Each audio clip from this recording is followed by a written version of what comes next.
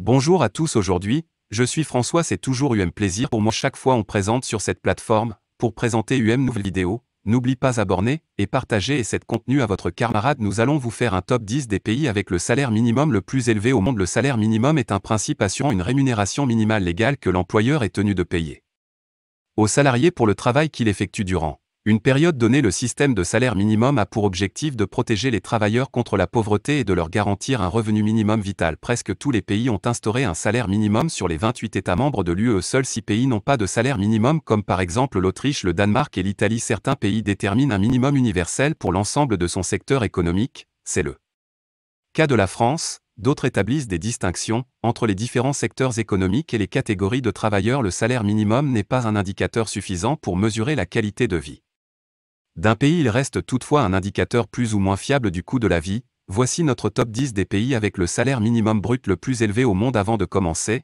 si vous êtes nouveau sur la chaîne, abonnez-vous et activez la cloche de notification pour ne rater aucune de nouvelles vidéos.